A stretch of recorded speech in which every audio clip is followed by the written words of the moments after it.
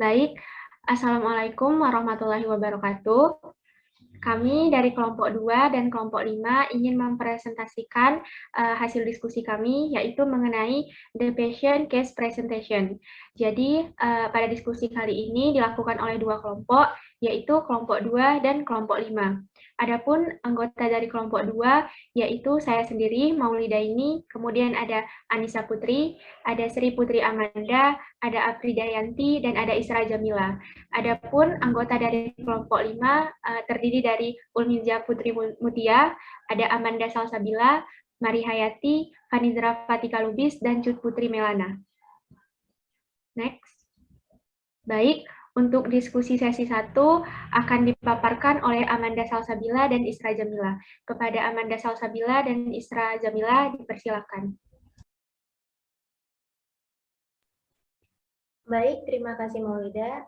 Baiklah, saya Amanda Salsabila dari kelompok 5 akan memaparkan introduction atau pendahuluan mengenai informasi pasien atau patient information. Nah, jadi kita ketahui sendiri bahwa informasi pasien ini berisi tentang pemeriksaan fisik, riwayat pengobatan, hasil laboratorium, dan laporan kemajuan pasien. Biasanya informasi ini tersedia dalam bentuk sumber tertulis dan tidak tertulis. Pembuatan informasi pasien ini sangat penting dilakukan untuk membantu dokter dalam mendiagnosa penyakit pasien atau melihat perkembangan dari kondisi pasien. Presentasi kasus pasien sendiri harus dilakukan secara terstruktur karena dibutuhkan untuk mengkomunikasikan informasi penting pasien kepada rekan kerja dan konsultan.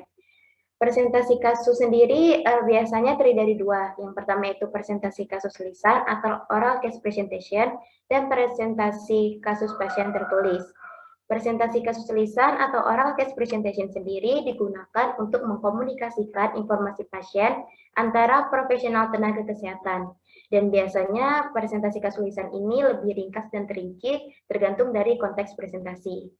Sedangkan presentasi kasus pasien sendiri itu yang tertulis, yaitu biasanya berisi semua rincian kasus pasien dan biasanya lebih detail.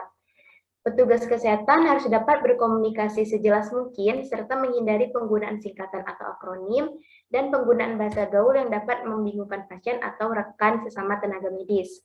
Penyajian kasus pasien secara lisan atau verbal sendiri merupakan suatu seni dengan tujuan utama ialah untuk mengkomunikasikan informasi pasien secara efektif dan efisien. Next. Baiklah, dapat dilihat di sini yaitu kotak 61 pasien case. Di sini terlihat contoh bagaimana penulisan untuk kasus pasien secara tertulis. Di sini dapat dilihat ada data-data pasien, hasil lab pasien, riwayat penyakit pasien, riwayat alergi obat pasien, dan lain sebagainya. Baiklah, selanjutnya akan dijelaskan oleh Isra Jamila. Mohon maaf sebelumnya. Amanda, apakah boleh saya bertanya? Boleh, silakan Anissa. Jadi pertanyaannya kan tadi ada di slide itu tentang memaparkan kasus pasien secara lisan. Jadi pertanyaannya tuh gimana sih cara kita nih sebagai farmasis atau apoteker nantinya untuk menyampaikan atau memaparkan kasus pasien tersebut secara lisan? Boleh dijelaskan contohnya? Terima kasih. Baik, terima kasih Anissa. Boleh di slide sebelumnya. Nah, jadi tadi yang Anissa tanyakan adalah bagaimana menyampaikan presentasi kasus secara lisan. Nah, kita ketahui bahwa presentasi kasus secara lisan ini biasanya digunakan oleh perawat atau tenaga kesehatan, tenaga medis lainnya, untuk berkomunikasi sesama tenaga medis lainnya, seperti misalnya perawat dengan dokter, atau perawat sama perawat, dokter dengan sesama dokter, atau tenaga kerja medis lainnya dengan konsultan. Nah, bagaimana cara menyampaikannya? Sebenarnya tidak jauh berbeda dengan isi dari apa yang ada pada presentasi kasus secara tertulis. Biasanya itu yang dipaparkan mengenai pemeriksaan fisik dari si pasien, kondisi pasien, keluhan pasien, dan diagnosa terakhir pasien. Bagaimana menyampaikannya itu sebenarnya sama seperti komunikasi pada umumnya, hanya saja di sini emang harus dihindarkan sekali untuk menggunakan bahasa-bahasa yang singkat atau kita sebut juga bahasa gaul dengan akronim, karena kadang dengan penggunaan bahasa yang singkat atau bahasa gaul sendiri, ada beberapa individu mungkin yang tidak memahaminya. Jadi cara kita menyampaikan presentasi kasus secara lisan ini harus menggunakan bahasa yang umum, maksudnya yang dimengerti oleh setiap pihak. Jadi bagaimana menyampaikan itu sama aja seperti kita berkomunikasi. Cuman ya isinya kurang lebih itu sama seperti presentasi kasus secara tertulis. Hanya saja mungkin kalau presentasi kasus secara tertulis ini dipaparkan dengan sangat rinci, tapi untuk presentasi kasus secara lisan atau verbal ini dia lebih nggak terlalu panjang, maksudnya kayak lebih merangkum kayak gitu. Jadi nggak yang terlalu secara rinci banget kayak yang tertulis gitu, Anissa. Bisa diterima, Anissa? Baik, terima kasih Salsa. Bisa diterima. Baik, terima kasih, Anissa. Baiklah, selanjutnya akan disampaikan oleh Isra Jamila. Baik, selanjutnya saya Isra Jamila dari kelompok 2 akan memaparkan tentang komponen-komponen yang termasuk ke dalam patient case presentation. Jadi sebelumnya patient case presentation atau presentasi kasus pasien itu adalah suatu ringkasan yang terorganisir, yang berisi semua informasi pasien yang sudah disebutkan tadi oleh Salsa. Jadi ini berupa snapshot pasien yang memberikan gambaran menyeluruh dan juga rinci tentang pasien ketika presentasi. Kemudian presentasi kasus pasien ini merangkum data positif dan juga data negatif terkait pasien. Untuk data positif terkait pasien itu adalah suatu data abnormal. Misalnya, kadar serum kalium 6,2 mili ekivalen per liter. Sedangkan normalnya itu kan 3,5 sampai 5,5 mili ekivalen per liter. Nah, karena kadar serumnya di atas rentang normal, maka memungkinkan kalau itu pasien tersebut hiperkalemia. Jadi data positif itu kayak menunjukkan adanya gejala yang merujuk pada suatu penyakit tertentu gitu. Misalnya kalau pasien demam, maka gejala positifnya itu kayak menggigil, pusing, dan lain-lain. Selanjutnya data negatif. Data negatif ini dia terkait dengan temuan normal juga yang bisa menambahkan informasi pasien. Jadi kayak lebih mempersempit diagnosa jadinya dan lebih spesifik merujuk ke penyakit tertentu. Di sini misalnya detak jantung normal pada pasien yang menggunakan obat beta blocker. Kita tahu kalau penggunaan obat beta blocker ini dapat meningkatkan detak jantung pasien, tapi pasien di sini detak jantungnya normal. Ini artinya data negatif karena tidak sesuai gitu. Lalu untuk dengan kesepakatan setiap komponen dari kasus pasien ini bisa kita presentasikan dengan akronim atau singkatan. Singkatan-singkatan ini nggak cuma bisa digunakan untuk mendokumentasikan informasi kasus pasien dalam rekam medis saja, tapi juga kadang bisa digunakan selama presentasi kasus. Misalnya, ketika orang mempresentasikan kasus pasien, mungkin mengatakan sisi daripada mengatakan shift compliant atau keluhan utama, atau dapat juga disebutkan singkatan HPI daripada disebut sejarah masa kini penyakit gitu. Next. Nah, berikut gambar dari di box 62 ini berikut komponen-komponen yang masuk ke dalam patient case presentation. Ini tadi juga udah disebutkan sama Salsa. Kemudian di tabel 62 ini merupakan beberapa singkatan yang bisa digunakan melalui kesepakatan bersama untuk digunakan pada presentasi kasus pasien. Lalu ini sebelah kanan di box 63, ini merupakan urutan presentasi kasus pasien secara lisan. Jadi urutan ini dibuat supaya aliran informasi saat presentasi itu lebih logis dan lebih terarah gitu. Jadi dimulai dari awal masalah medisnya sampai nanti diakhiri ke update perkembangan pasiennya. Sekian dari saya. Mungkin untuk pembahasan ini ada yang ingin bertanya dulu? Mohon maaf, Isra, saya ingin bertanya. Baik, mari. Silakan. Jelaskan, boleh nggak jelaskan secara singkat mungkin urutan atau tahapan pembahasan presentasi kasus pasien yang ditujukan pada box 6 sampai 2. Oh, yang ini ya, yang urutan presentasi lisan ya, Mari? Iya. Jadi ini kayak bisa dilihat di gambar ya. Pertama-tama, ya pastinya diberikan informasi general pasien atau informasi umum dari pasien lah. Kayak nama pasien, kayak gitu, usianya, jenis kelamin pasien. Kemudian juga diberikan informasi dari riwayat medis masa lalu si pasien yang relevan sama keluhan-keluhan utama dari pasien. Kemudian juga dipaparkan juga kayak riwayat penyakit sekarang dari pasien. Pokoknya kayak urutan kronologis dari penyakit pasien sekarang lah. Misalnya kayak mulai timbulnya gejala pasien itu kapan, faktor-faktor yang buat gejalanya lebih baik ataupun lebih buruk itu apa. Kemudian masing-masing dari kualitas gejalanya juga berdasarkan cerita pasiennya. Kemudian lokasi-lokasi tubuh yang mengalami gejala-gejala tersebut kayak gitu. Kemudian tingkat keparahannya juga disebutkan dalam presentasi kasus itu. Kemudian mana gejalanya itu seberapa lama timbulnya, dan kayak pokoknya tentang penyakit-penyakit sekarang lah intinya. Lalu juga ada sosial history dari pasien. Itu kayak situasi hidup pasien lah, kayak pekerjaannya, apakah pasien menggunakan alkohol atau obat-obatan seperti narkoba ataupun penggunaan zat-zat lain. Kemudian juga detail-detail yang relevan sama pasien lah, tentang sosial historinya, kayak agama juga bisa dipaparkan kayak gitu. Selanjutnya itu riwayat obat sebelumnya. Itu kayak riwayat obat sebelumnya, kemungkinan kalau misalnya pasien ada sakit sebelumnya itu bisa dipaparkan juga sakit apa dan obat-obat apa yang digunakan sebelumnya. Kemudian juga hasil-hasil pemeriksaan fisik si pasien juga dipaparkan, kayak tanda-tanda vital pasien, suhu, detak jantung, tekanan darah, semacam itu. Lalu juga hasil dari uji laboratorium dan juga diagnosa dari dokter.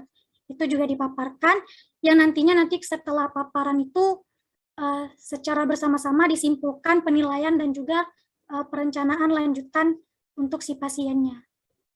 Inti dari urutannya seperti itulah. Apa bisa dipahami, Mari? Bisa, Isra. Kasih ya, Isra. Ya, makasih Mari atas pertanyaannya.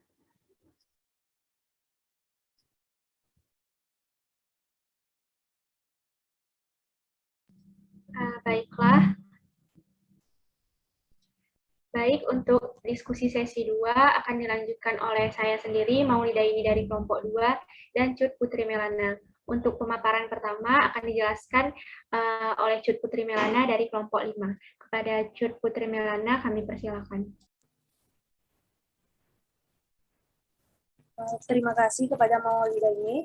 Selanjutnya terkait informasi umum pasien yang tentunya penting untuk ditanyakan agar tidak terjadi kesalahan atau kekeliruan sehingga dapat memastikan ketepatan pasien yang akan menerima layanan atau tindakan, serta untuk menyelaraskan layanan atau tindakan yang dibutuhkan oleh pasien.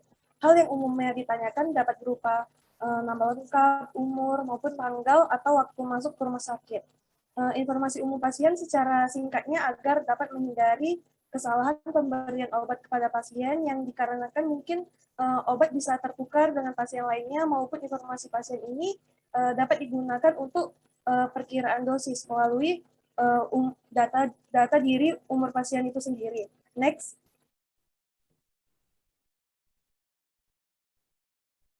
Selanjutnya ada chief complaint atau keluhan utama yang merupakan alasan yang mendorong sehingga pasien datang ke rumah sakit atau klinik. Penyampaian keluhan juga dapat diutarakan pasien dengan bahasa sendiri, sehingga informasi yang kita dapatkan merupakan sebenar-benarnya apa yang dialami oleh pasien atau apa yang dirasakan oleh pasien itu sendiri. Karena dari keluhan yang disampaikan oleh pasien inilah, maka kita dapat melakukan tindakan untuk membantu pasien itu.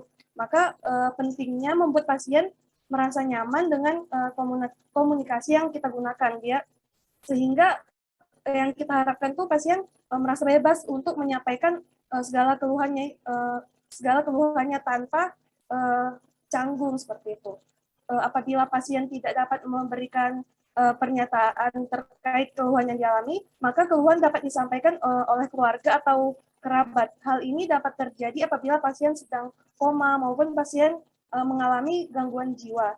Selain itu, apabila pasien merupakan pasien yang dirujuk, maka terkadang tidak perlu menyampaikan kembali keluhan yang dialami kepada rumah sakit yang dirujuk karena sudah memberikan pernyataan di rumah sakit sebelumnya. Terkait dua materi ini, apakah ada teman-teman yang ingin bertanya?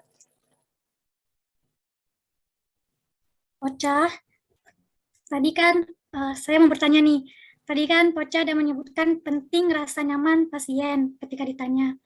Nah, kan misalnya kita juga memikirkan rasa nyaman pasien tuh, tapi kita juga perlu mengulik gitu. Apa tuh informasi dari pasien. Nah, tapi nggak mengganggu kenyamanan pasien gitu. Menurut Poca, gimana supaya kita bisa bertanya secara maksimal tanpa mengganggu kenyamanan pasien kayak gitulah. Baik, terima kasih kepada Istra yang telah bertanya. Jadi contoh pertanyaan yang dapat kita ajukan untuk memperoleh informasi yang kita perlukan nih, kita bisa nanya keluhan apa nih yang dirasakan oleh ibu atau bapak, lalu lokasi keluhannya tuh di mana. Kita bisa kasih opsi mungkin kayak apa di bawah perut atau menyebar di seluruh perut. Terus kita juga bisa bertanya sejak kapan mengalami keluhan tersebut, apakah secara tiba-tiba atau setelah melakukan aktivitas tertentu. Hal lain yang bisa kita tanyakan juga dapat berupa aktivitas apa nih yang meringankan rasa sakit dari ibu atau bapak, apakah dengan cara berbaring rasa sakitnya itu bisa mereda ataukah ada faktor yang menyebabkan rasa sakitnya itu makin parah ketika misalnya ketika sujud atau ketika ruku itu mungkin rasa sakit yang ada di perut misalnya itu makin parah seperti itu. Terus kita juga bisa bertanya apakah selama keluhan dirasakan ada gejala penyerta lainnya, apakah disertai dengan hilangnya nafsu makan atau jadi susah atau jadi sulit tidur seperti itu. Terus kita juga bisa memberikan kepada pasien pertanyaan seperti skala sakitnya itu bagaimana dari rentang 1 hingga 10 seperti itu. Jadi mungkin kalau misalnya kita yang mengulik seperti itu mungkin pasien jadi nggak bingung ya harus menyampaikan apa. Karena kan pasien juga misal pasiennya ini baru pertama kali nih berobat, pasti dia juga bingung nih harus bilang apa-apa aja. Mungkin kita bisa membantu dengan bertanya. Jadi informasi yang kita butuhkan tuh emang sebanyak-banyaknya yang kita dapat peroleh. Bagaimana Istra? Oke, Poca, makasih. Lengkap banget tadi contohnya. Makasih ya. Sama-sama. Selanjutnya saya kembalikan kepada Maulida ini.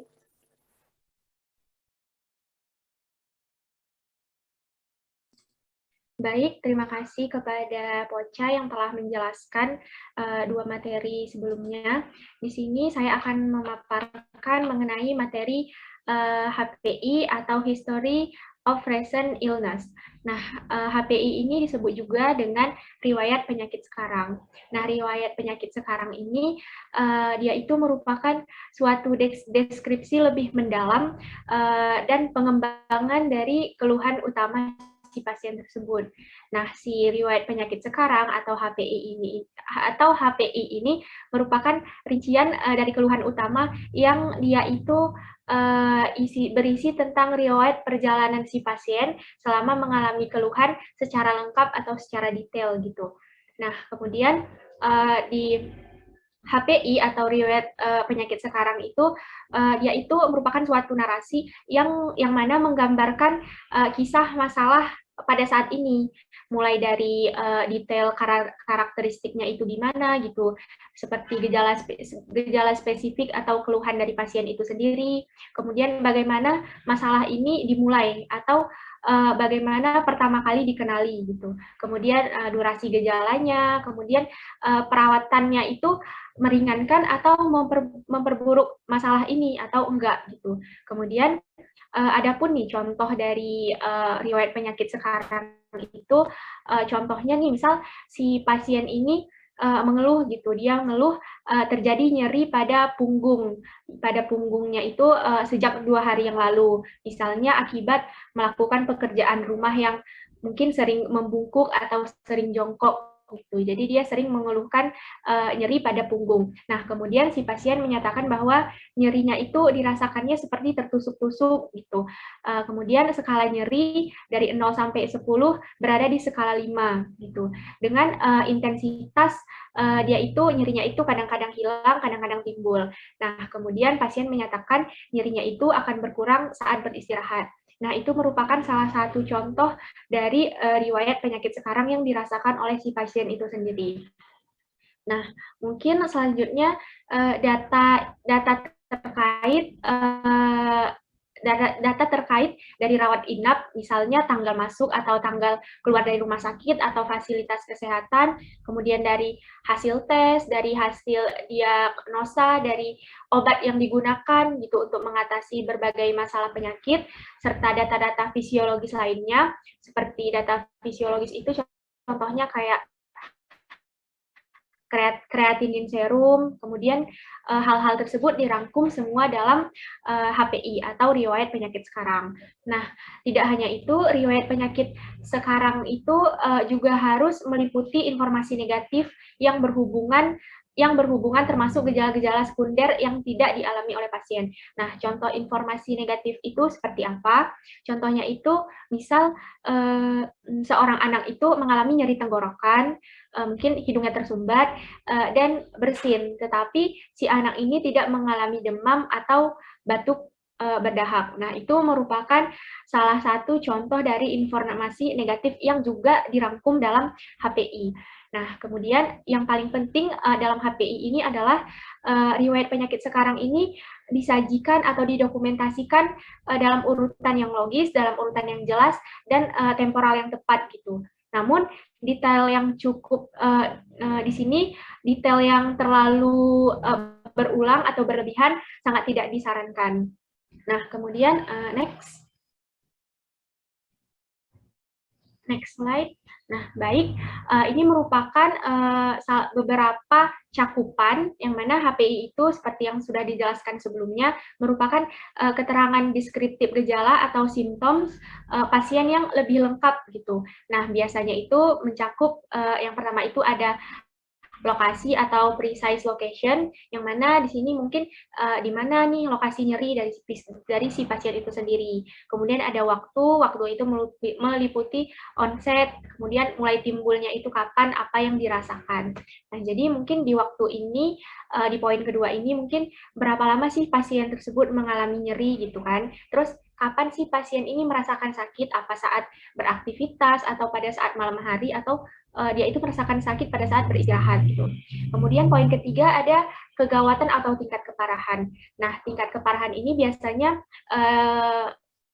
itu digambarkan dalam ada skalanya dari 1 sampai 10 gitu.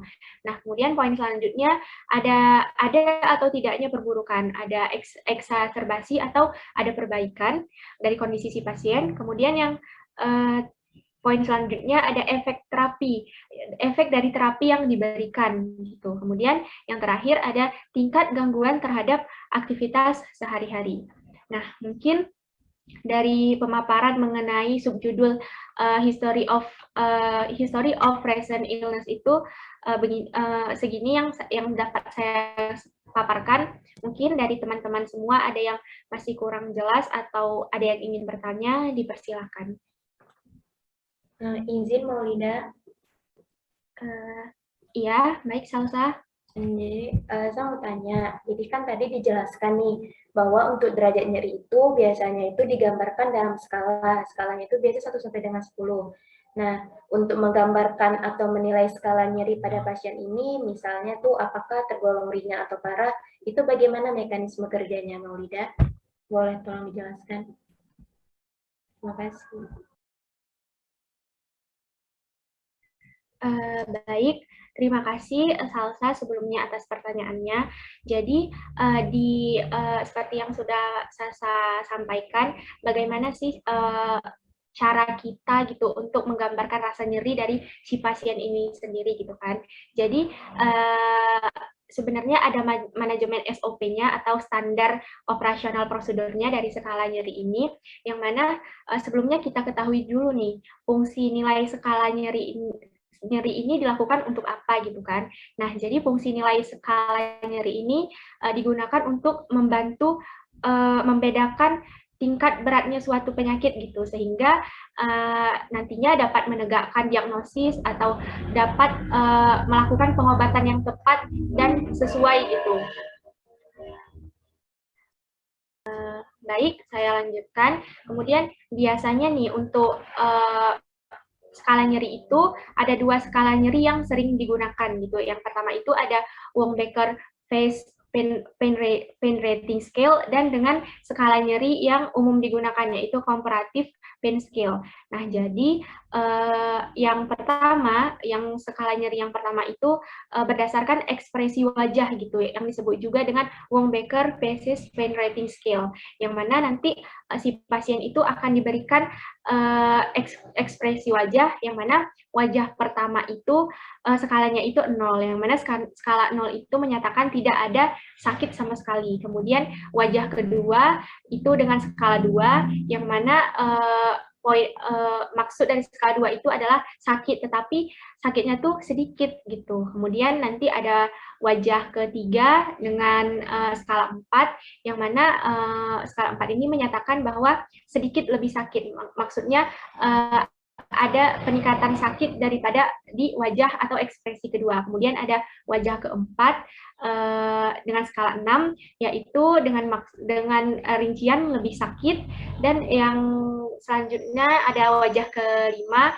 dengan skala 8, yang mana maksudnya adalah jauh lebih sakit, dan wajah ke-6 adalah dengan skala 10, yang mana dia itu menyatakan sangat sakit yang luar biasa gitu.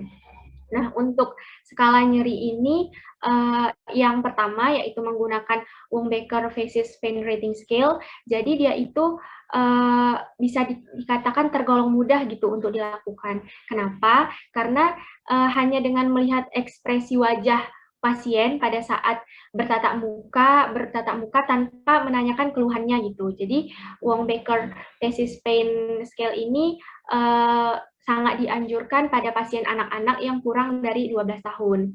Nah, bukan hanya itu, untuk skala nyeri itu ada juga yang menggunakan comparative pain scale, yang mana dia itu skala nyeri 0 dengan maksud tidak nyeri, skala nyeri 1 sampai 3.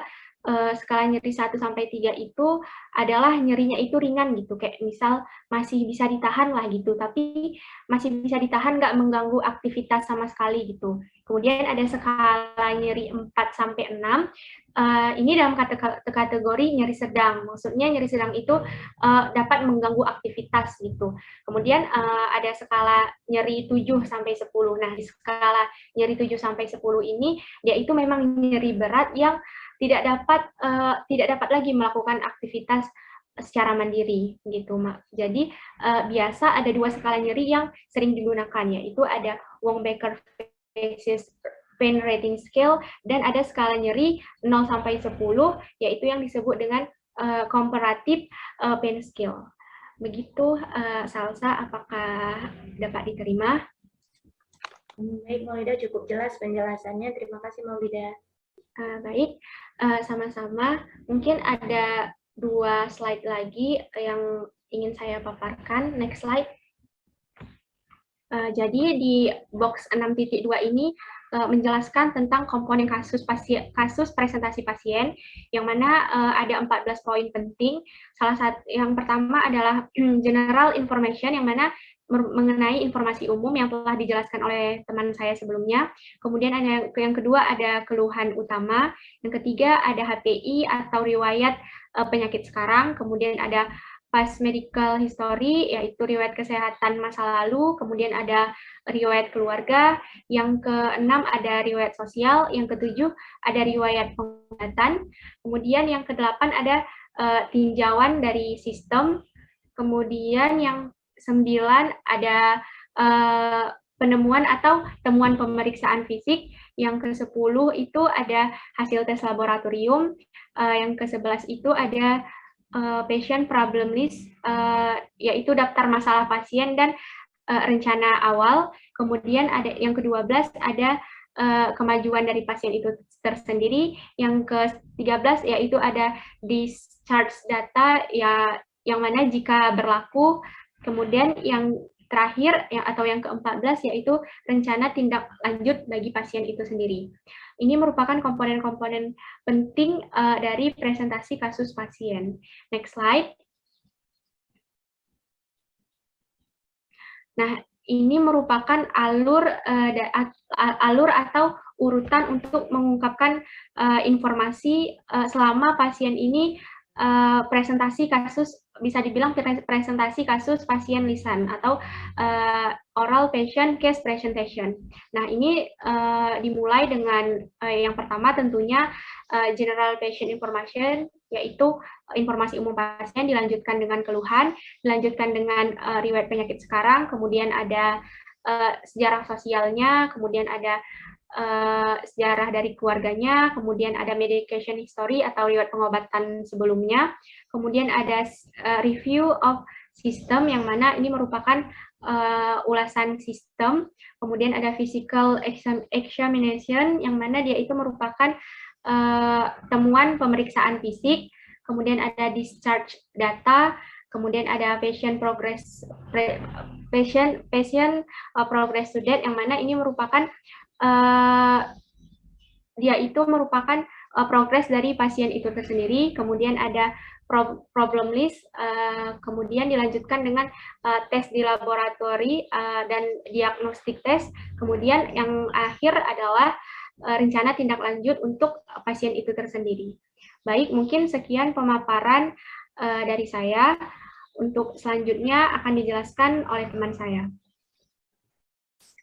Baiklah, untuk diskusi sesi ketiga akan dijelaskan langsung oleh saya, Anissa Putri, dari kelompok 2, dan teman saya, Vanizra Fatika Lubis. Next.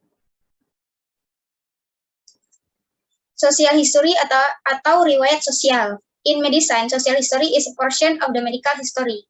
Dalam pengobatan, social history itu adalah bagian penting dari medical history atau pengobatan, di mana hal ini meliputi penggunaan tembakau, penggunaan alkohol dan obat-obatan terlarang, riwayat pekerjaan, status perkawinan, dan riwayat seksual, serta kondisi kehidupan pasien tersebut, di mana hal ini akan menjadi acuan sebagai rekam jejak untuk pengobatan selanjutnya. Next. Nah, dalam mengajukan pertanyaan tentang riwayat sosial, kita memerlukan informasi tentang apa saja sih informasi yang harus kita tanyakan kepada pasien tentang riwayat sosialnya.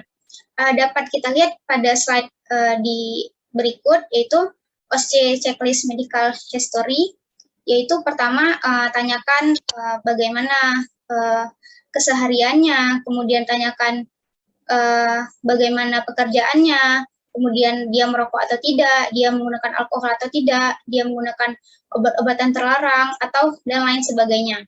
Nah, untuk penggunaan tembakau, alkohol, dan setiap obat-obatan terlarang itu dicatat perkiraan tanggal mulai dan berhenti dalam penggunaannya. Dan juga kemudian dicatat kenapa pasien tersebut berhenti menggunakan tembakau, alkohol, dan setiap obat-obatan terlarang yang digunakan pasien.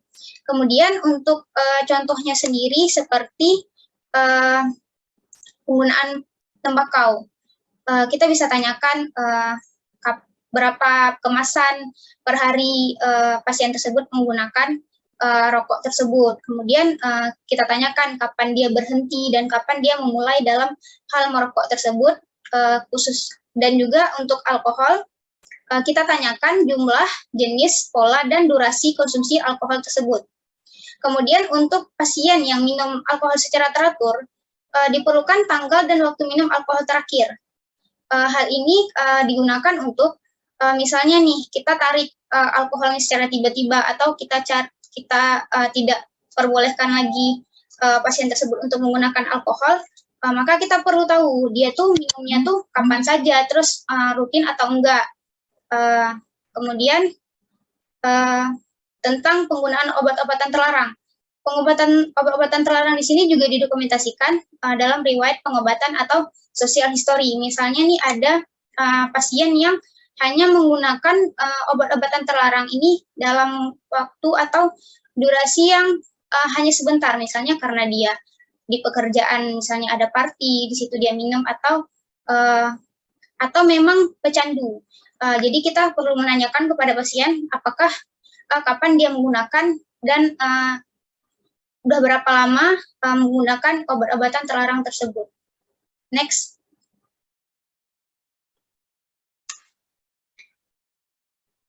Kemudian hal-hal lain yang akan ditanyakan pada riwayat sosial pasien itu sendiri yaitu pertama pekerjaan.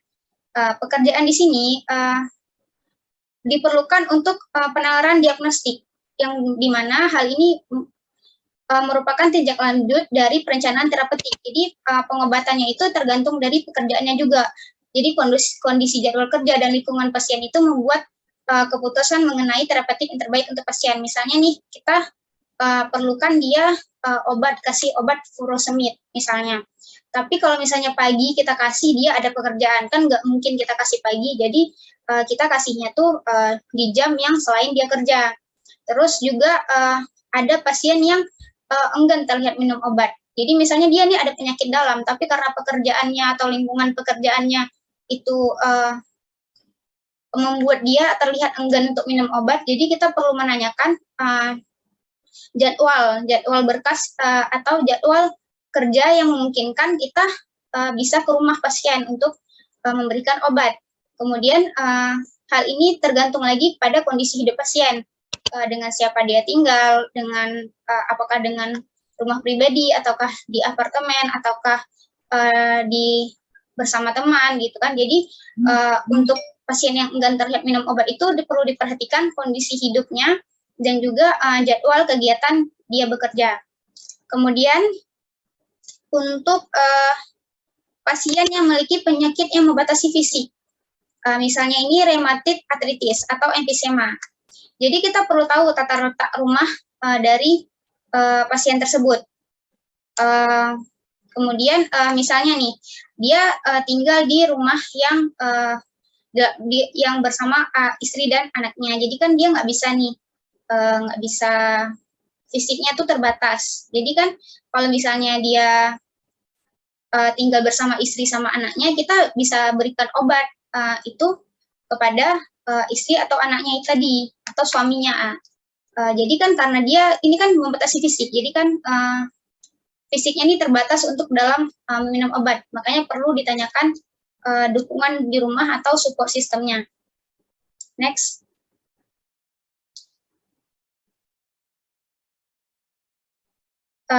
Mengenai hal tadi, apakah ada pertanyaan?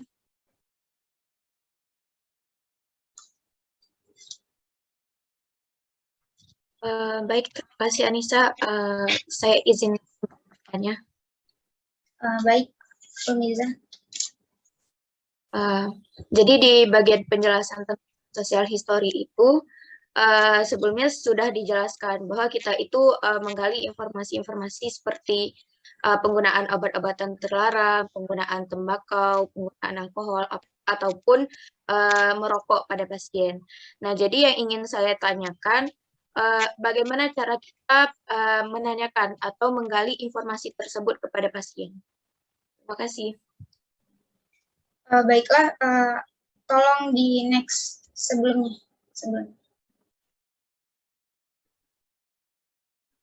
slide sebelumnya lagi.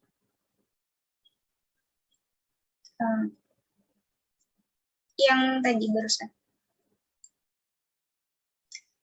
Baik, jadi terima kasih Ulmiza atas pertanyaannya. Saya akan mencoba menjawab. Pertama, bagaimana cara kita tuh mengetahui atau menanyakan kepada pasien keadaan sosial historinya atau riwayat sosialnya. Jadi kan tadi ada beberapa aspek. Ada pertama itu pekerjaan, kemudian riwayat merokok, riwayat alkohol, kemudian penggunaan narkoba, dan lain sebagainya. Jadi hal-hal yang kita lakukan itu pertama, kan kita udah tahu nih data dirinya. Selanjutnya tuh untuk mengetahui riwayat sosialnya itu yang pertama itu tanyakan riwayat pekerjaannya. Riwayat pekerjaan ini memungkinkan kita untuk mempertimbangkan kapan pasien dapat minum obat. Jadi kan kita tanyakan gini misalnya, apakah kamu bekerja gitu kan? Terus nanti misalnya dia jawab, iya saya bekerja di kantor gitu pada jam segini, jam segini. Terus nanti kita tanya lagi, kamu di situ sebagai apa? Apakah sebagai bos atau sebagai karyawan? Terus nanti dia jawab sebagai karyawan gitu kan. Terus kan karyawan tuh ada yang shift malam, ada yang shift siang gitu kan. Terus kita tanyakan lagi, gimana sih pola shift kamu gitu. Jadi kan dengan mengetahui pekerjaan dia apa, kita tahu kapan kita bisa berikan obat kepada dia.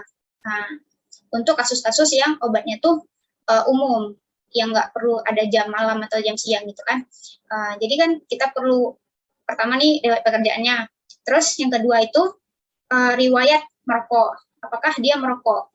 Kita tanyain gini, baik-baik, ngomongnya baik-baik, tanyakan kamu ngerokok atau enggak gitu kan. Terus kalau dalam sehari itu berapa banyak merokok, berapa bungkus gitu kan. Terus mulai merokok tuh dari berapa lama, ataukah udah baru-baru ini atau emang dari dulu gitu kan.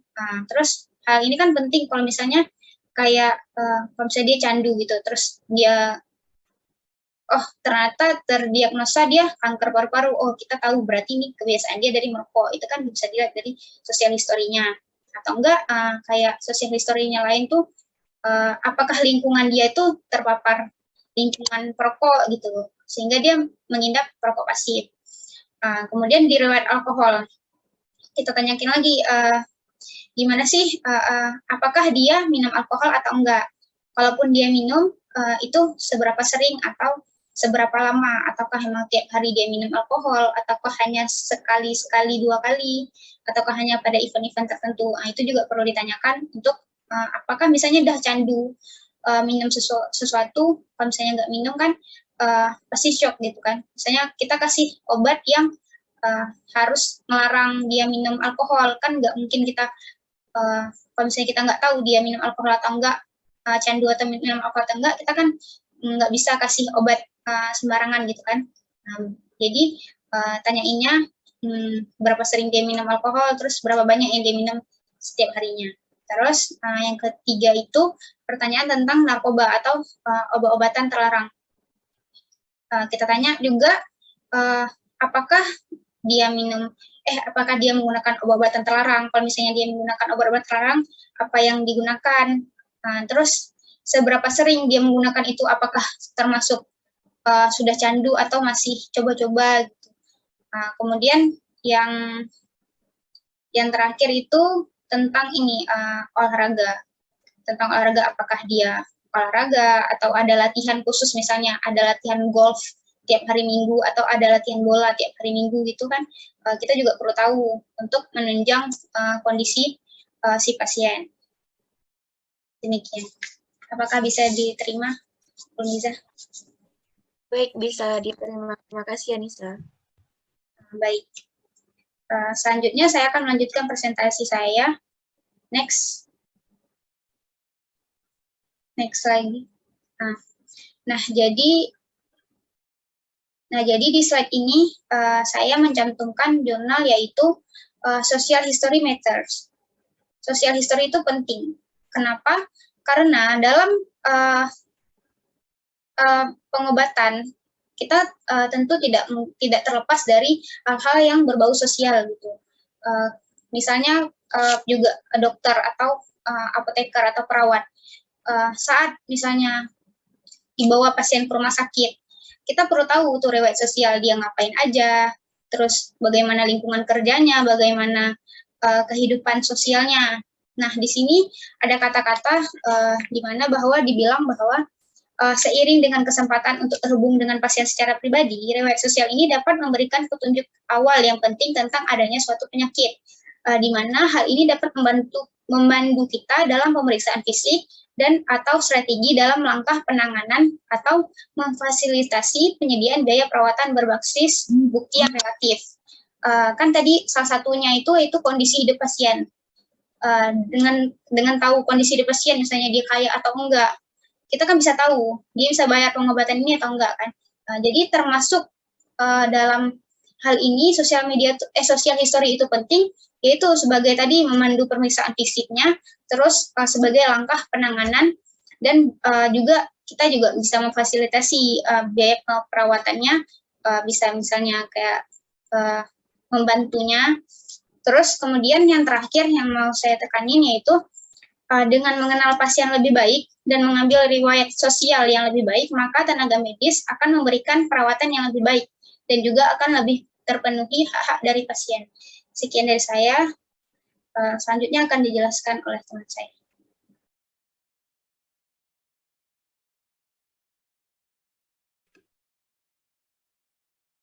Baik, selanjutnya the past medical history atau riwayat kesehatan masa lalu. Jadi riwayat kesehatan masa lalu ini mencakup deskripsi masalah pasien saat ini atau sebelumnya yang tidak berhubungan dengan penyakit yang dialami sekarang. Misalnya pasien dengan penyakit hipertensi dan diabetes. Mereka mungkin mencari perawatan untuk keluhan batuk, demam, dan menggigil. Jadi penyakit hipertensi dan diabetes tersebut disebutkan secara singkat di History of Present Illness atau riwayat penyakit sekarang, namun disajikan secara rinci dalam past medical history atau riwayat kesehatan masa lalu. Berikut ini merupakan beberapa informasi yang harus kita ketahui sebagai farmasis saat menanyakan tentang riwayat kesehatan masa lalu pada pasien. Yang pertama yaitu penyakit yang dialami pasien di masa lalu. Jadi komunikasi dengan pasien tentang riwayat kesehatan masa lalu ini diawali dengan bertanya kepada pasien tentang masalah kesehatannya. Seperti apa saja penyakit yang pernah dialami pasien sebelumnya, atau berapa lama pasien menderita penyakit tersebut. Contoh informasi yang dapat diperoleh yaitu seperti pasien hipertensi ringan sampai sedang selama 10 tahun, sejak tahun 1999. Tipe 1 diabetes mellitus selama 5 tahun. Glaukoma selama 25 tahun sejak tahun 1966, misalnya. Yang kedua, penyakit masa kecil. Bagian ini menanyakan informasi apakah pada saat pasien masih anak-anak, mereka menderita suatu penyakit seperti gondok, campak, atau mungkin cacar air. Yang ketiga, imunisasi. Bagian ini menanyakan informasi apa saja imunisasi yang pernah dilakukan pasien sebelumnya. Selanjutnya, operasi atau kecelakaan dan cedera. Past medical history juga mencakup perkiraan tanggal dan durasi untuk setiap masalah pasien dan informasi mengenai pembedahan dan prosedur medis utama lainnya. Misalnya kateterisasi jantung, bronkoskopi, atau biopsi kulit. Contohnya yaitu tonsilektomi, SP, dan adenoidektomi usia 7 tahun.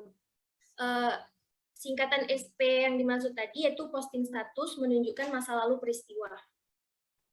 Dengan menanyakan kepada pasien kapan operasinya, atau di mana operasinya. Selanjutnya, operasi seperti apa yang pernah dilakukan.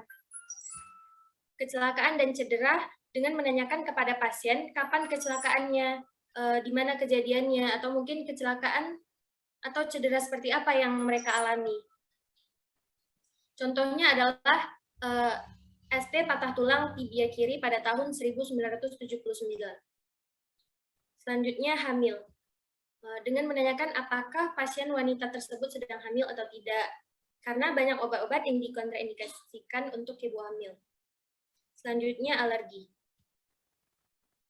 Ini dengan menanyakan kepada pasien apakah pasien memiliki alergi terhadap sesuatu. Kalau ada, alergi dengan apa, seperti atau mungkin makanan, debu, alergi, serbuk bunga.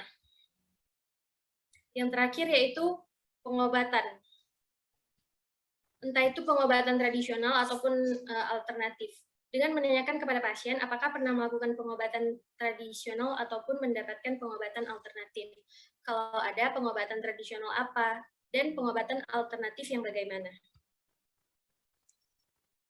Memutuskan informasi mana yang termasuk dalam riwayat penyakit sekarang dan yang termasuk dalam riwayat kesehatan masa lalu terkadang sulit. Beberapa menyertakan daftar semua masalah medis sebagai bagian dari pernyataan awal di History Present Illness. Misalnya, pasien dengan inisial HM dengan umur 72 tahun dan riwayat penyakit arteri koroner, hipertensi, dan diabetes tipe 2 yang dirujuk ke klinik antikoagulasi setelah didiagnosis dengan trombosis vena dalam di betis kirinya.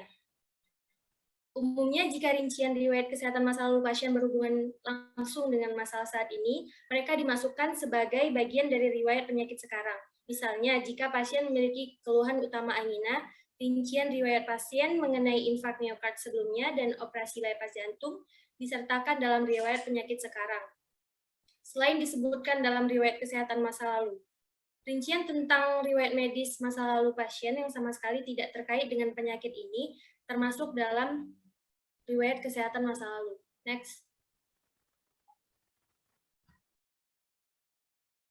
Berikut ini merupakan contoh formulir yang dapat diisi oleh farmasi sembari melakukan komunikasi dengan pasien mengenai riwayat kesehatan masa lalu pasien.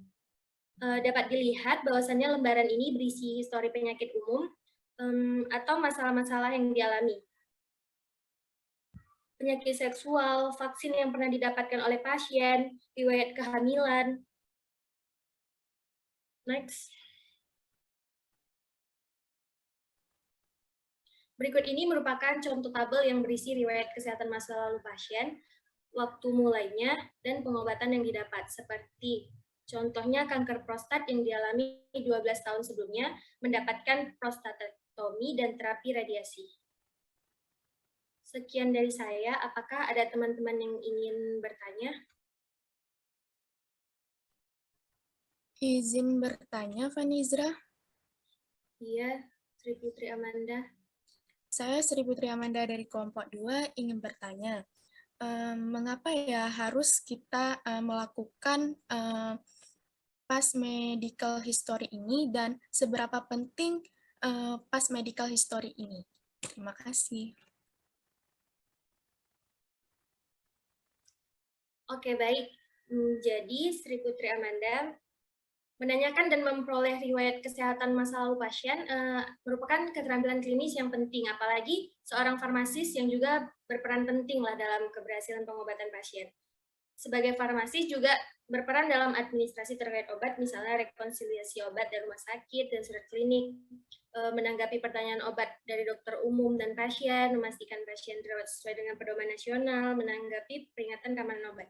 Jadi memang melakukan komunikasi dengan pasien mengenai kesehatan masa lalunya merupakan satu-satunya cara untuk menentukan apakah kesehatan pasien semakin buruk, apa yang salah pengobatannya di masa lalu. Kita bisa tahu kalau dokter secara tidak sengaja entah menghentikan pengobatan yang harusnya penting, atau meresepkan dosis obat kronis yang salah.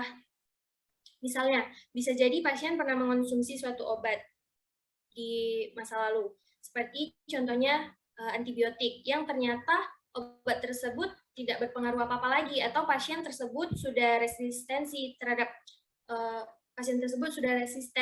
obat tersebut. Jadi penting bagi kita untuk tahu riwayat kesehatan masa lalu pasien. Seperti itu, Manda. Apakah dapat diterima? Baik, Fani. Terima kasih. Sama-sama. Selanjutnya akan dilanjutkan oleh rekan saya.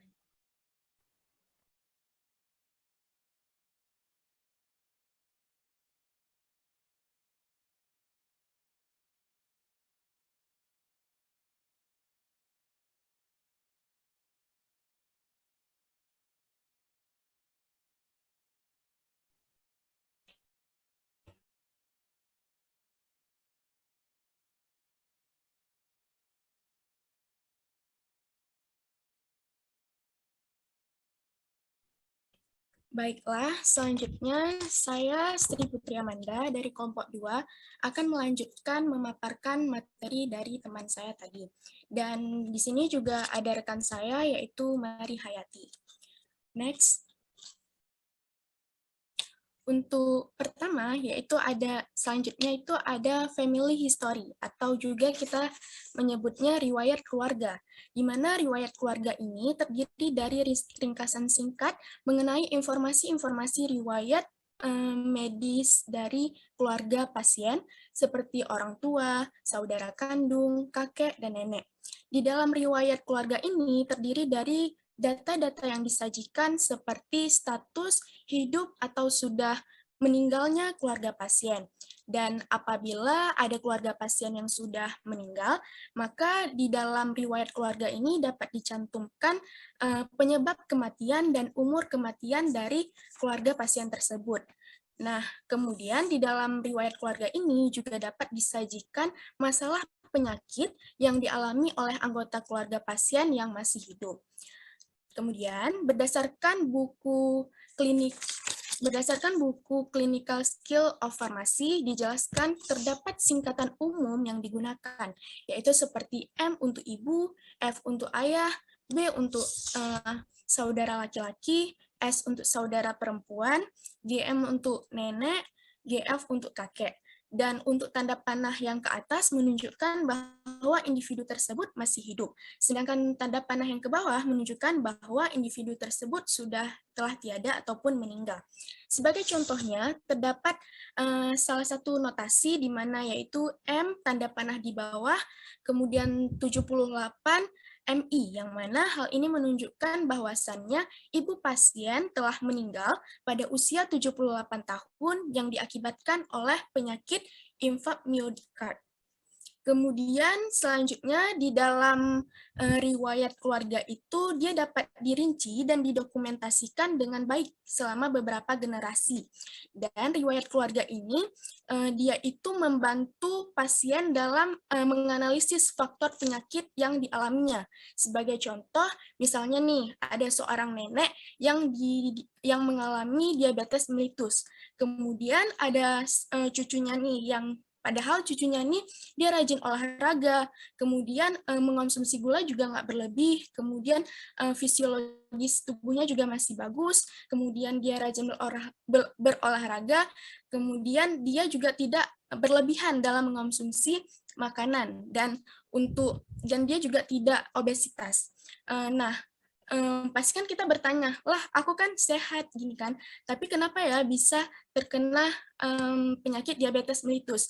Nah, bisa jadi penyakit itu diakibatkan oleh si nenek tadi, yang mana hal ini bisa membantu si pasien tadi dalam menentukan faktor penyakitnya. Selanjutnya itu ada silsilah keluarga pasien. Jadi di dalam riwayat keluarga itu dapat dicantumkan silsilah keluarga pasien yang sudah terkena penyakit genetik dan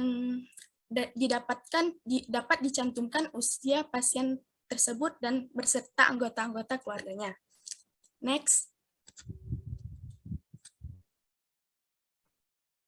Nah, selanjutnya itu ada medication history ataupun riwayat pengobatan, di mana riwayat pengobatan itu berisi tentang informasi-informasi obat yang pernah digunakan oleh pasien atau yang sedang digunakan oleh pasien. Riwayat pengobatan ini juga dapat riwayat pengobatan ini juga dapat membantu menentukan obat yang akan digunakan pasien untuk selanjutnya, di mana riwayat pengobatan ini dapat dirinci dan didokumentasi oleh tenaga kesehatan yang non-apoteker. Di dalam riwayat pengobatan ini dapat kita cantumkan dan kita dapat bertanya kepada pasien, obat apa yang pernah pasien gunakan, kemudian berapa dosisnya, bagaimana regimen penggunaannya, kemudian kapan pertama kali pasien menggunakan obat tersebut, dan apakah terdapat efek samping yang muncul ketika pasien mengonsumsi obat tersebut. Namun terkadang riwayat pengobatan yang didokumentasikan oleh tenaga medis yang non-apoteker ini, dia tidak memiliki data yang detail. Oleh karena itu, sebagai farmasis ataupun apoteker, hal ini dapat ditanyakan lebih lanjut kepada pasien pada saat presentasi kasus pasien tersebut. Nah, berikut biasanya riwayat pengobatan juga terdapat di salah satu kertas rekan medis. Berikut salah satu contoh riwayat pengobatan pasien di Rumah Sakit ZA, di mana riwayat pengobatannya terdapat di poin terakhir, yaitu riwayat pemakaian obat, di mana pasien ini adalah pasien kandungan yang sedang mengonsumsi pil KB hormonal. Selain itu, terkait dengan riwayat keluarga tadi, di dalam kertas rekam medik ini juga didapatkan riwayat keluarganya, yaitu ibu dari pasien tersebut terkena diabetes mellitus. Demikian pemaparan materi dari saya, mungkin dari teman-teman ada yang ingin didiskusikan. Izin bertanya, Mangga. Iya, silahkan Cut Putri. Baik, saya Putri Nalana dari kelompok 5 ingin bertanya. Jadi berdasarkan contoh riwayat keluarga yang dipaparkan dari contoh kertas rekam medik yang ada di slide itu tidak didapatkan notasi yang sudah dijelaskan. Jadi di mana kita bisa mendapatkan singkatan atau notasi-notasi tersebut. Terima kasih.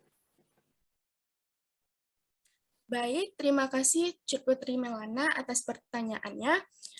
Sebenarnya berdasarkan beberapa kertas rekam medik ataupun dokumentasi yang sudah saya lihat dan sudah saya cari-cari juga, saya tidak menemukan notasi-notasi seperti yang sudah saya jelaskan tadi. Kemungkinan notasi-notasi tersebut digunakan pada dokumentasi di luar negeri. Dan untuk notasi ini mungkin bagi kita mungkin cukup untuk sepengetahuan kita saja. Apabila sewaktu-waktu mungkin kita menemukan notasi-notasi ini di dalam beberapa dokumen. Apakah bisa diterima, Cik Putri Melana? Baik, terima kasih, Manda. Terima kasih, Cik. Baiklah, selanjutnya pemaparan materi akan dijelaskan oleh rekan saya, Mari Hayati. Baik, terima kasih Amanda. Selanjutnya yaitu review of system atau yang biasa disebut ROS. ROS ini berisi tentang keluhan pasien yang tidak termasuk dalam HPI yang mengikuti pendekatan sistem organ, misalnya seperti kepala, jantung, dan paru-paru. Selanjutnya ada physical examination atau pemeriksaan fisik. Pemeriksaan fisik adalah kumpulan informasi yang berisi tentang deskripsi singkat fisik pasien yang dapat membantu pendengar untuk memvisualisasikan pasien dan mulai mengantisipasi temuan terkait. Adapun contoh kasus dari pemeriksaan fisik yaitu misalnya pasien A adalah wanita Amerika berusia 48 tahun yang kooperatif dan menyenangkan. Demikian pemaparan dari saya. Apakah ada yang ingin bertanya? Mohon maaf, Mari izin bertanya. Baik, Frida Yanti. Jadi kan dari pemaparan Mari tadi ada ROS kan. Nah, bisa nggak dikasih contoh gitu kayak kasus pengelompokan keluhan pasien yang termasuk ke dalam HPI dan ROS gitu? Ada nggak sih gitu? Terima kasih. Baik, terima kasih kepada Aprida Yanti yang sudah bertanya. Adapun contoh dari kasus HPI dan ROS yaitu seorang pasien mungkin memiliki keluhan utama batuk dan demam, tetapi ketika ditanya tentang keluhan dan masalah lain dapat mengidentifikasi konstipasi kronis. Yang dimaksud HPI dari kasus tersebut yaitu batuk dan demam, dan yang dimaksud ROS dari kasus tersebut yaitu sembli kronis. Apakah bisa diterima, Aprida Yanti? Baik, terima kasih Mari, saya diterima. Baik, terima kasih Aprida Yanti. Demikian pemaparan dari saya. Selanjutnya akan dijelaskan oleh teman saya. Baiklah, untuk sesi 5 akan dijelaskan oleh saya, Unmisa Putri Mutia dan Afrida Yanti. Next slide. Nah, untuk laboratory and diagnostic test result akan dijelaskan oleh saya sendiri. Nah, hasil tes lab dan prosedur diagnostik itu biasanya dimunculkan setelah data penilaian fisik pasien, seperti yang sudah dijelaskan oleh teman saya sebelumnya. Sajian data laboratorium dan hasil tes diagnostik ini tergantung dari tingkat kompleksitas dan keparahan masalah pada pasien. Biasanya untuk hasil lab secara umum dari pasien itu sudah cukup untuk diketahui. Namun, ada bagian dari hasil lab tertentu yang penting untuk ditampilkan jika memang pasien tersebut menjalani prosedur tesnya. Seperti misalnya radiografi dada. Data ini harus ditampilkan bersamaan dengan data hasil tes lab umum. Dalam penyajian data laboratorium, biasanya disajikan data laboratorium umum terlebih dahulu, meskipun sebenarnya tidak ada aturan khusus dalam menampilkan data laboratorium dari pasien. Urutan data yang disajikan, yang pertama itu ada data umum. Data umum ini terdiri atas kadar elektrolit serum yang meliputi ion natrium, klorida, ion kalium, dan kandungan karbon dioksida. Lalu ada glukosa, nitrogen urea darah atau bone, dan kreatinin. Kemudian diikuti dengan data sel darah lengkap yang terdiri atas sel darah putih, hemoglobin, hematokrit, trombosit, dan lain sebagainya. Lalu diikuti dengan hasil tes elektrolit dan serum lainnya, serta temuan urinalisis mikroskopik dan makroskopik. Yang kedua itu ada data lab non-urin. Maaf, maksud saya data lab non-rutin. Data lab non-rutin ini merupakan data non-umum seperti hasil EKG atau ekokardiografi, lalu hasil radiografi, serta hasil tes dan prosedur diagnostik lainnya. Nah, sebagai contoh, presentasi data umum hingga khusus untuk data lab sebagai berikut.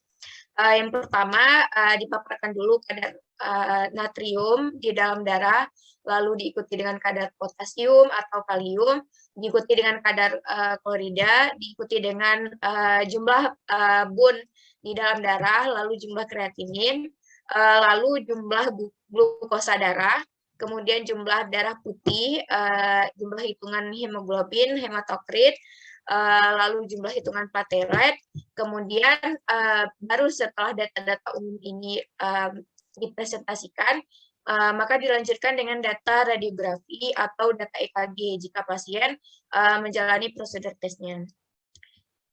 Cukup sekian dari saya, apakah ada yang ingin bertanya? Izin bertanya, Tia. Baik, silakan Maulida. Jadi setelah Tia memaparkan materinya tadi, misal nih dalam suatu pemeriksaan dari hasil laboratorium gitu kan, apakah semua data pasien tersebut harus tertera gitu, harus selalu ditampilkan gitu. Bagaimana jika data pasien tersebut hanya setengah dari datanya saja yang ditampilkan? Nah, itu apakah akan terjadi masalah? Akan terjadi masalah di bagian diagnosa atau di bagian lainnya? Contohnya nih, misal ada seseorang pasien yang dia itu diduga mengidap penyakit diabetes mellitus gitu kan.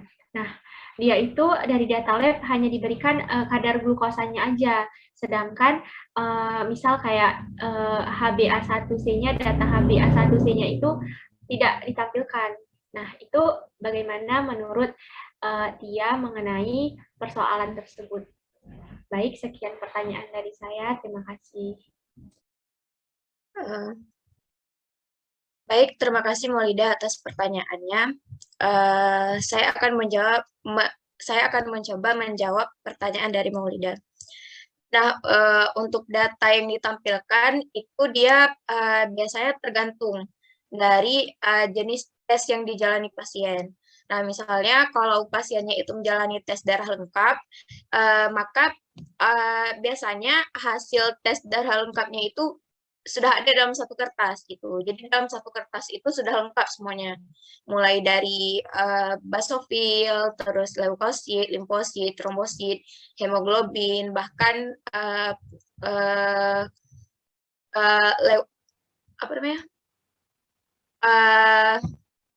Ya Allah. Maaf ya guys. Baik, terima kasih atas pertanyaannya Maulida. Saya akan mencoba menjawab pertanyaan dari Maulida. Nah, untuk data yang ditampilkan itu biasanya tergantung dari jenis tes yang dijalani oleh pasien. Nah, misalnya jika pasiennya itu menjalani tes darah lengkap, itu biasanya dalam satu kertas itu sudah tertera semua data tentang darah, baik itu basofil, leukosit, hemoglobin, limfosit, trombosit, dan lain sebagainya. Nah, begitu juga dengan tes-tes lainnya yang dijalani oleh pasien. Nah, untuk pertanyaan apakah akan terjadi masalah atau tidak dalam diagnosanya, itu juga tergantung dengan data yang bagaimana yang ditampilkan. Nah, seperti yang Maulida tanyakan tadi, kita ambil saja contoh tentang pasien yang diduga mengalami diabetes. Nah, misalnya jika pasien yang diduga mengalami diabetes ini, dia menjalani 2 tes, misalnya kan, ada tes glukosa darah, terus ada juga tes HbA1c. Namun, ketika ditampilkan datanya kepada dokter, yang ditampilkan itu hanya data hasil glukosa darahnya saja, sedangkan HbA1c-nya tidak ditampilkan. Nah, itu bagaimana? Kalau menurut saya, itu akan mempengaruhi diagnosa dari dokter. Karena kalau misalnya kita tinjau dari data glukosa darah itu kan data saat saat hari itu atau saat dari kemarin gitu, kadar menunjukkan kadar glukosa glukosa darah pasien gitu. Tapi kalau misalnya pasiennya menjalani tes HbA1c, itu datanya itu lebih komplit gitu. Kalau saya tidak salah, HbA1c itu dapat memberikan informasi jumlah glukosa darah selama 3 bulan terakhir gitu. Jadi kalau misalnya nih kan, kalau data glukosa darahnya itu tinggi, terus data HbA1c-nya itu masih normal gitu. Jadi pasiennya itu tidak diabetes. Tapi kalau misalnya data yang seperti itu tidak ditampilkan, misal cuma ditampilkan data glukosa darah tinggi dan data HbA1c-nya tidak ditampilkan, maka mungkin dokternya itu akan salah mendiagnosa gitu. Yang seharusnya pasiennya itu tidak diabetes, tapi malah didiagnosa diabetes gitu. Tapi biasanya hal yang seperti ini jarang terjadi, karena biasanya dokter itu akan meminta data lengkap. Jadi kalau misalnya pasien cuma dicek glukosa darah dan ternyata dia tinggi, maka dokter itu juga akan menyarankan untuk dicek HbA1c-nya biar diagnosa diabetesnya itu lebih akurat lagi gitu. Mungkin sekian penjelasan dari saya. Apakah bisa diterima, Maulida? Baik, Tia, terima kasih atas jawabannya, dapat diterima. Baik, terima kasih kembali, Maulida. Untuk penjelasan selanjutnya akan dijelaskan oleh teman saya, Afiden. Baik, terima kasih Ulmiza. Di sini saya akan menjelaskan tentang pasien problem list atau daftar masalah pasien. Definisi dari pasien problem list ialah enumerasi singkat dari masalah atau dokumen yang menyatakan masalah kesehatan terpenting yang dimulai dengan masalah yang paling akut yang dihadapi oleh pasien seperti penyakit yang diderita, cedera pada pasien, dan hal-hal lain yang mempengaruhi pasien atau sedang berlangsung dengan pasien. Selain itu, kejadian-kejadian seperti reaksi alergi, komplikasi dari pengobatan juga sering dicantumkan dalam pasien problem list ini. Nah, untuk tujuan dari pasien problem list ini adalah untuk presentasi kasus sehingga hubungan antara pengobatan dan hasilnya itu dapat diidentifikasi. Pasien problem list ini harus menjadi bagian yang dinamis dari catatan kesehatan yang digunakan terutama untuk penyediaan perawatan. Selain tujuan di atas, pasien problem list ini juga memiliki beberapa kegunaan, yaitu dapat membantu praktisi memberikan perawatan yang disesuaikan dengan membantu mereka mengidentifikasi faktor kesehatannya, lalu dapat mengidentifikasi populasi penyakit tertentu karena lebih mudah kan menganalisis datanya gitu. Terus dapat juga menjadi dasar untuk menentukan ukuran standar atau rapor bagi praktisi dan institusi kesehatan. Nah, selanjutnya ada progres. Yang pertama itu semua informasi yang tercantum di dalam list menggambarkan atau pasien problem list itu tadi menggambarkan presentasi kasus awal yang diberikan pada saat kontak pertama dengan pasien. Namun informasinya akan lebih banyak tersedia atau lebih lengkap jika pasien telah dirawat di rumah sakit atau menjalani rawat inap, dan untuk pasien yang sering melakukan kunjungan klinik untuk masalah medis yang sama. Nah, presentasi kasus pasien sendiri dapat dilakukan kapan saja, asalkan pasien dalam kondisi perawatan. Yang kedua yaitu informasi yang diperoleh dalam urutan yang temporal dan logis. Maksud arti temporal ini bersifat sementara, yang artinya ialah problem list ini dari pasien dapat terus berkembang jika pasien masih terus menjalani proses perawatan. Nah, yang ketiga ada mencakup ringkasan data pasien selama rawat inap. Nah, ketika pasien dirawat inap, untuk presentasi kasus pasien mencakup informasi kasus pasien yang di awal tadi, ditambah ringkasan data yang diperoleh selama proses rawat inap ini. Sebagai contoh, menyajikan setiap nilai tanda vital yang akan didokumentasikan untuk pasien yang telah dirawat di rumah sakit selama beberapa hari untuk pengelolaan penyakit yang diderita oleh pasien itu sendiri. Nah, yang keempat ada untuk pasien yang siap dipulangkan dari rumah sakit, presentasi kasus lisan mencakup rencana dan tindak lanjut pasien selanjutnya. Next, yuk. Nah, di sini ada other information atau informasi lainnya. Informasi tambahan yang dimasukkan sebagai bagian dari presentasi kasus pasien bila berlaku, yaitu ada beberapa informasi yang mungkin termasuk rencana untuk prosedur diagnosis tambahan dan interpretasi terapeutik. Yang pertama, yang kedua ada rencana pemulangan, yang ketiga ada hasil otopsi, dan yang keempat ada rencana tindak lanjut pasien setelah pasien tersebut keluar dari rumah sakit. Demikian yang dapat saya sampaikan. Apakah dari teman-teman ada yang ingin menanggapi atau bertanya?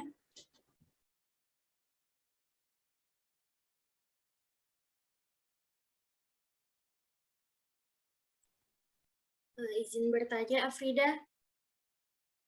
Saya Vanizra Fatika Lubis dari kelompok 5 ingin bertanya.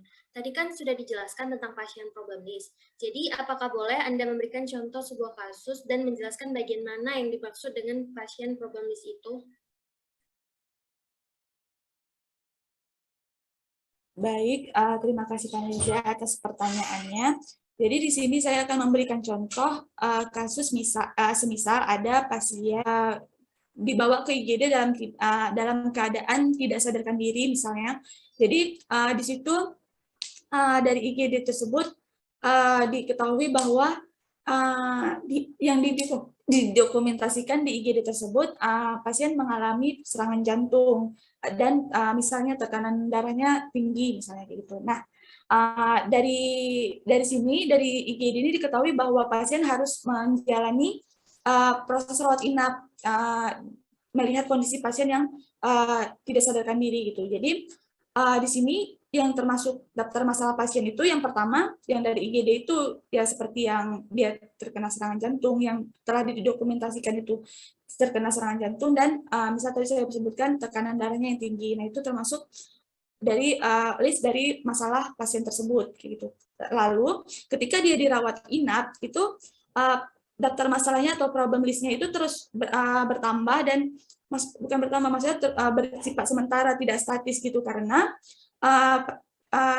masalah-masalah lain atau list-list yang lain itu, problem-problem yang lain itu akan tetap ditulis selama pasien tersebut menjalani proses rawat inap.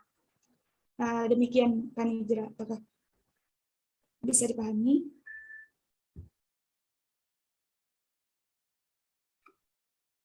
Oh baik, Afrida. Berarti itu buat pasien yang rawat inap ya? Jadi bagaimana kalau pasien tersebut tidak dirawat inap?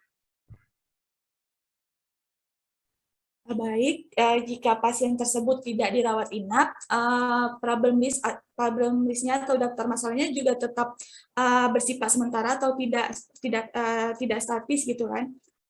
Karena jika dia tetap kalau dia tidak dirawat inap, dia tetap melakukan kunjungan perawatan, maksudnya ke klinik misalnya. Jadi kalau misalnya di klinik dia daftar masalahnya juga masih bersifat sementara gitu. Kalau dia tetap intinya selama dia melakukan proses perawatan, dia problem di sini tidak akan tetap gitu, bakalan berubah-ubah sesuai dengan kondisi dia terkininya gitu.